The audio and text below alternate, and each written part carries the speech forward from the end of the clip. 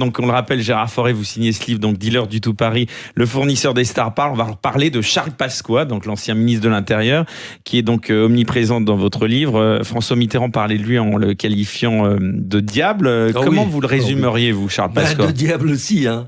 Pourquoi? Diable et demi. Parce que c'était un diable. Attendez, le mec qui dit on va terroriser les terroristes, il l'a fait, hein, en utilisant le sac, bien sûr.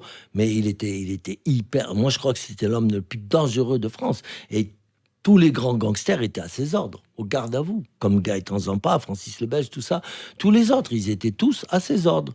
Et le SAC aussi. Bon, alors, je vais vous dire, pour créer un organisme comme le SAC, donc service d'action civique, moi je dis action, il y en avait, mais civisme, pas trop, même pas.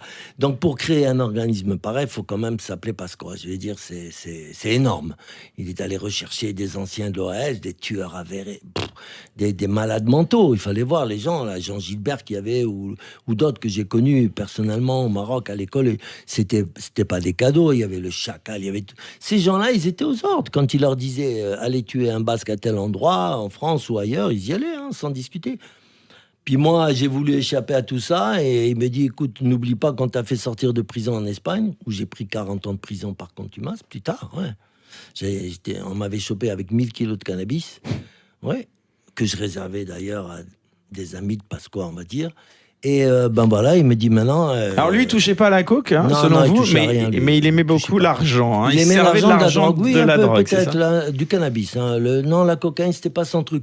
Bien que il s'est beaucoup intéressé à ce que je lui ai dit sur les couleurs dans la cocaïne. Vous vous souvenez? Enfin, vous parlez. C'est-à-dire que moi, j'arrivais à transformer de la cocaïne blanche, j'en faisais de la cocaïne rouge, vert foncé et tout. J'ai un système, j'avais un système. Ouais. Et en Hollande, on m'appelait l'artiste de la cocaïne parce que j'arrivais. Alors, c'était bien pour les flics. Les gens, ils se baladaient avec leur coque, c'était rouge. Les flics les arrêtaient. C'est quoi ça? C'est un épice que j'ai acheté pour mettre dans ma bouffe. Les flics, ils savaient pas. Ça a marché un temps. Moi, je reste fasciné quand même de ce qui se passe sur ce plateau aujourd'hui. On est en train de discuter tranquillement, où on cite le nom de Charles Pasqua, qui a été deux fois ministre de l'Intérieur. Et alors? Qui a été un des fondateurs du RPR. Non, mais moi, ce qui m'intéresse, la correcte, on fait beaucoup de culture. Charles mais Pasqua, c'était quand même Jacques Chirac qui était en évidemment, bien sûr. Et moi, c'est vrai que c'est sidérant. Ce que vous dites, oui. Ce que vous dites, oui. Évidemment que ça se savait quand même. Vous étiez pas le seul à le savoir. Pourquoi c'est pas sorti à cette époque? Mais ils n'avaient pas le courage de le dire, c'est tout. Moi non plus d'ailleurs. Hein. J'ai quand même attendu prudemment qu'il disparaisse, parce que de son vivant, j'aurais jamais bougé un petit doigt. Hein, non. On était assuré de partir. Et avec mes propres amis, comme m'a dit mon juge d'instruction, hein, attention.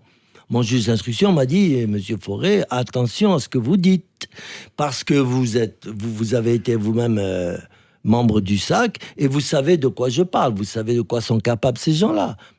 Oui, j'ai dit bien sûr, mais alors attention à ce que vous dites. Elle m'a menacé, elle m'a prévenu, et donc, de toute façon, j'avais pas l'intention de parler de lui ni de Chirac, hein, voilà. Et Chirac, aujourd'hui, le fait qu'il soit lui encore en vie, ça vous a pas un petit peu freiné à vouloir... Envie, mais Alzheimer quand même, hein, donc je me demande si ça non, mais par pas de la respect cocaïne. Hein.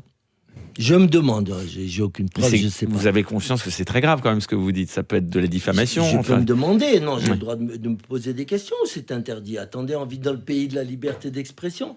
Je dis, je me demande. Ça peut, comme ça peut pas, je n'affirme rien. Non, mais ce que vous affirmez dans votre livre, c'est que vous fournissiez Jacques Chirac, quand même. Ça, oui, mais je dis pas que c'est forcément à cause de la cocaïne qu'il a attrapé Alzheimer. Ouais. Ça, et vous n'avez pas peur des représailles en citant des gens qui sont toujours vivants, Alzheimer ou pas? Si ça doit arriver, ça arrivera. Qu'est-ce que vous voulez que je vous dise sinon? Mais moi, toute ma vie, j'étais comme ça. Si j'avais eu peur, je serais pas là aujourd'hui déjà.